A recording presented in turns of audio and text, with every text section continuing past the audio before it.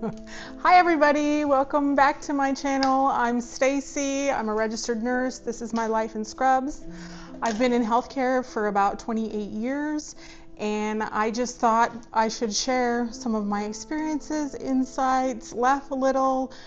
You know, we don't always get to talk to people who understand what we do, but I think as nurses and other healthcare workers that we have an understanding, and it helps to have camaraderie and be able to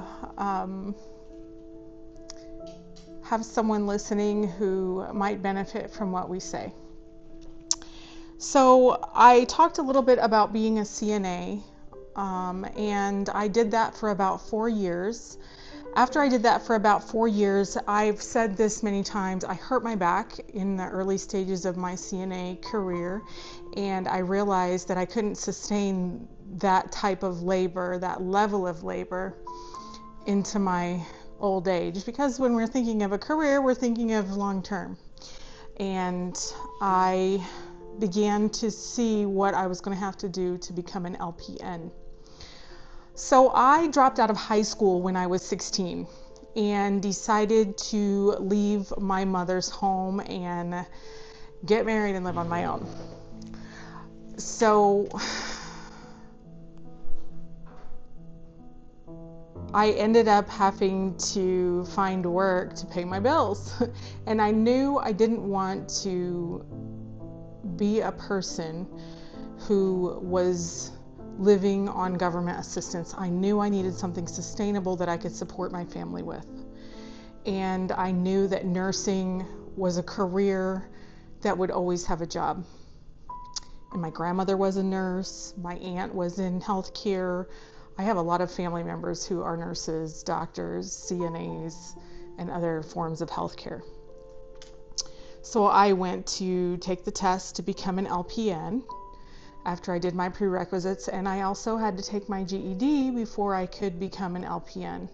And taking my GED was my grandma, my dad's mother, was very instrumental in encouraging me to continue with my education. You know, she pulled me aside one day and she said, I want you to finish your high school diploma, and I want you to pursue education because you're too smart to not be able to support yourself if something happens. So I took my GED. She gave me money and there was no way out of it. I took my GED. And it was very emotional for me when I passed that, because I was already in my 20s by that time, and all of my friends, I remember sitting there when they graduated, hearing the graduation at the high school and thinking, that should be me. And why did I do this? So that was a chapter of my life that closed. I finished that high school diploma on the first try, and I was so proud of myself. So then I took the entrance exam for the LPN program, because back when I became an LPN, you had a choice to become a licensed practical nurse and stop there, or to test for the associate degree nursing program. I went to my local community college and I took the entrance exam for the licensed practical nurse course. Prior to doing this course, I wish I had taken the prerequisites that I needed for becoming an associate degree nurse, because I think it would have helped me in my classes. But I struggled through the licensed practical nurse program with a bunch of other students. There were people older than me, people my age, and people younger than me, and quite frankly, most people were younger than me that were going, and there was this internal struggle I had with myself, and I was young at the time. Like, looking back, I was in my 20s. I don't know why I felt like I was so much older than everybody else when there were women in their 40s and 50s in our program as well, going back to school. But I felt like I was beyond the age that I should be starting anew.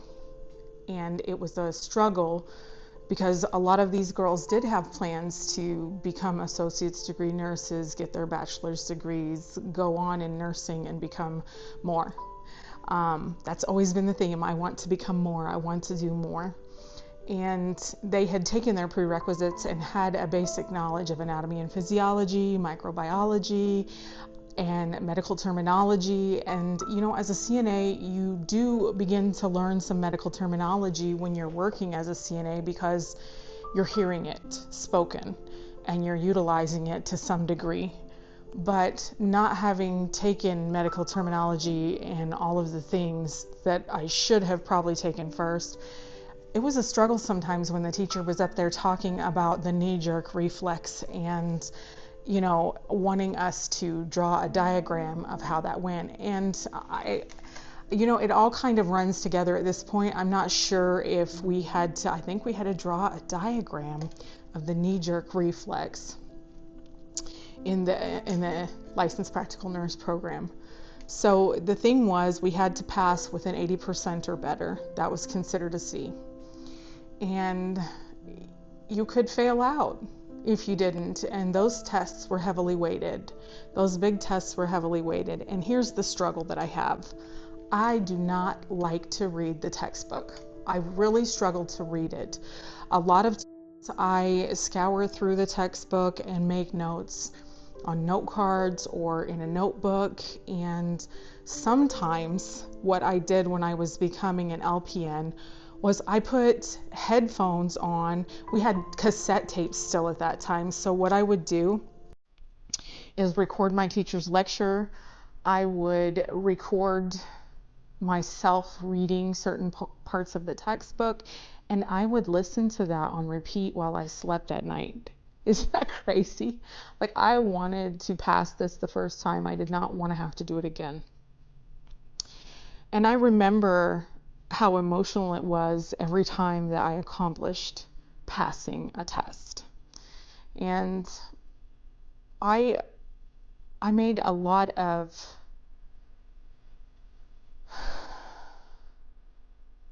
memories during that program and throughout my home life as well. I really was focused on becoming more. And I was able to pass my clinicals, I was able to pass, the classes, and I was able to make it to graduation. And I remember this gentleman that was in our class. I can't forget it because it was so disrespectful what he said. And I think it colored my view of how LPNs are treated in healthcare and why I don't feel the way that he said he felt about it. When we went to get our LPN pins, we had a ceremony and we were all so proud of ourselves. But this one gentleman, he had been downsized, or his job had been cut at a factory or something like that. He had military prior experience, a lot of respect for him as a person in general, but when it came to the pinning ceremony, he said, yeah, I'm not going to come, because that's not the real achievement. So I don't see why it's so important. And I was angry. I was angry that this man invalidated every struggle that we had been through in the nursing program and everything that we had done to get to where we were. Because it is not easy to become a nurse at any level. Every level is challenging. Every new thing that you learn is something new that you have to do, and you're not an expert at it. It's hard. It was hard. We had emotional moments, and we were all pretty much strangers in the class when we came together, and we had to learn to work together as strangers, as a team. And you do that in healthcare as well. When you're working in your jobs, you work with a bunch of strangers who eventually become your dysfunctional family. I was so proud of myself when I accomplished that, because I had never finished something like that, and I had never worked so hard in my life to get to where I got. And then, I thought back to the clinicals that we did. We had to have CNA, certified nursing assistant training, and worked as a certified nursing assistant prior to becoming an LPN. That was part of what you had to do. It was a prerequisite that you had to have to become a licensed practical nurse. And I think that's critical. I think you should have CNA experience before you go on to become a nurse, because so much of what you do in nursing continues the CNA training that you learned. You're still going to be turning and repositioning people. You're still going to be cleaning people. You're still going to be providing cares as a nurse. Clearly, you don't do it as much as a CNA is doing it, but you continue to provide those cares, and knowing how to do it and actually working and doing it really will benefit you in being a good team with your CNA. But we did those clinicals together where we recapped CNA skills and learned how to turn and reposition people in the bed, reviewed it, because there were people who just had the class and didn't actually work as a CNA. And there were a lot of girls who actually did the CNA class in high school and were coming into the nursing program after finishing the CNA program in high school, which was really cool. So we did all of the CNA skills, and then we went into nursing skills. When I became an LPN, LPNs did certain things with IVs, and you could even become IV certified outside of nursing school once you were, certified as a licensed practical nurse. So we did practice some IV skills like flushing, probably hanging clear fluids, and mostly we practiced doing procedures like suctioning trachs, insertion of Foley catheters, catheter care. We talked a little bit about wounds, and we did injections. We had to give flu shots in clinical, and one of the funny things that happened to me in clinical that's funny now, that wasn't funny at the time, is that I had to go into a long-term care facility, and it was a respiratory facility as well. So we were going to be knocking out like trach care and insertion of Foleys. And I, of course, was told, you had to study the person that you were going to be doing the procedure on, learn about their diagnoses and talk to the nurse and that sort of thing. And then you had to go and introduce yourself to the patient and explain the procedure to the patient. Identify that this indeed was the correct patient, because let me tell you, if you misidentified somebody, that was big points in clinical, and you could fail right out of the nursing program. But anyway, the teacher told me that he was practically comatose, that he was not responsive.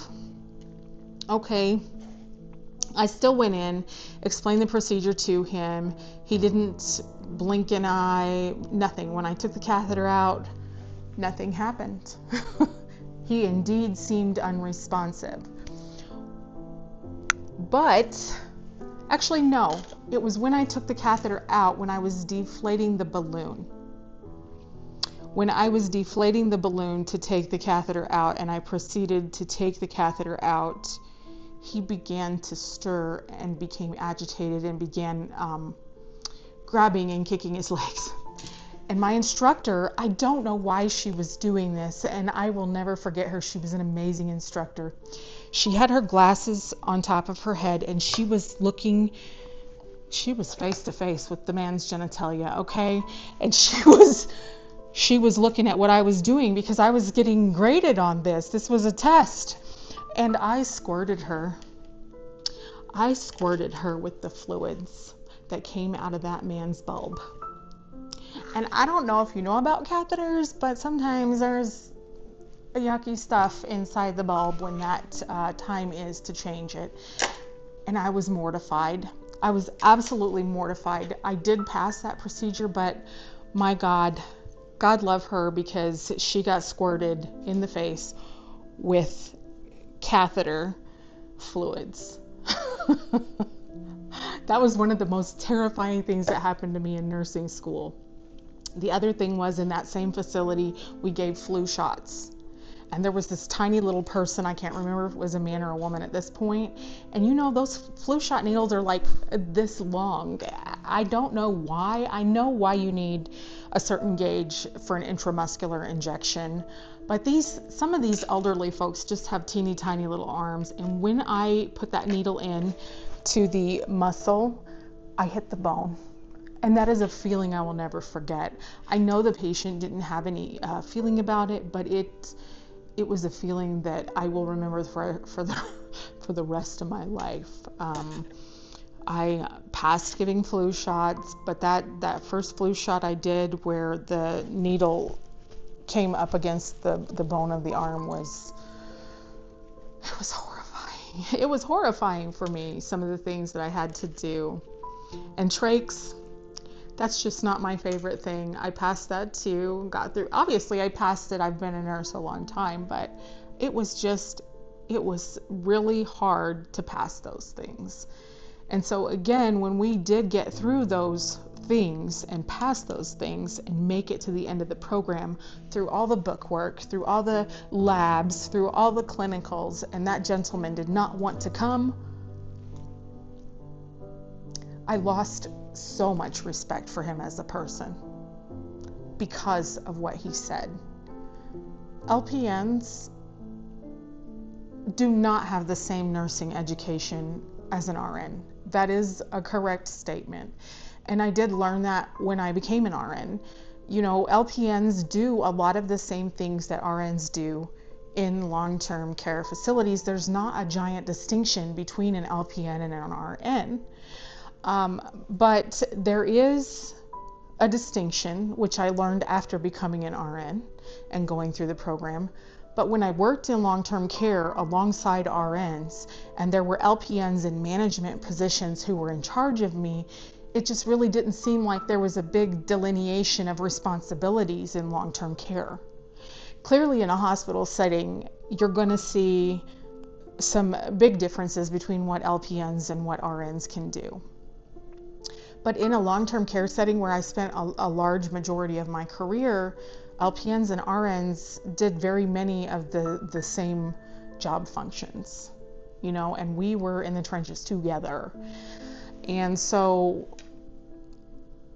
I have always had great respect because I was an LPN for 11 years. I have always had great respect for both RNs and LPNs and certainly CNAs. I think every team member has a critical role to play in healthcare. Every person is a tool in the toolbox for the patient. You can't just all be the same tool, right? You have a toolbox. Someone told me this analogy one time and it just sticks in my brain because it makes perfect sense to me. If you're doing a job, you can't use one tool generally to do that job. You need multiple tools to complete a project. And it is the same way in healthcare. You need multiple disciplines. And so my time as an LPN is something that I greatly am thankful that I did. And I will never forget how accomplished I felt when I did complete that. I don't know if it's still possible. I think there are still programs where there is a stopping point at LPN where you can kind of take a break. My recommendation though, even though I had 11 years of experience as an LPN, is that if you intend to be an RN, you should just go for it. Go for it. Don't stop. Keep going, because sometimes when you stop school, it's hard to go back. So I say, if you want to be an LPN and that is the point where you want to stop, welcome aboard, baby. Come on, join the team. But if you want to be an RN, I say, go for it. Go all the way right now. Don't stop. Because when you get to my age and you're continuing on in school, it gets harder. So do it while your brain is fresh and can soak all that stuff in. So I hope you enjoyed my video. I hope that it gave you some laughs or some insights, or it resonated with you. If so, consider liking, commenting, sharing, and if you have any questions about, nursing stuff, please leave a comment below and I'll be happy to answer it at some point. Thank you for watching, and I hope to see you soon.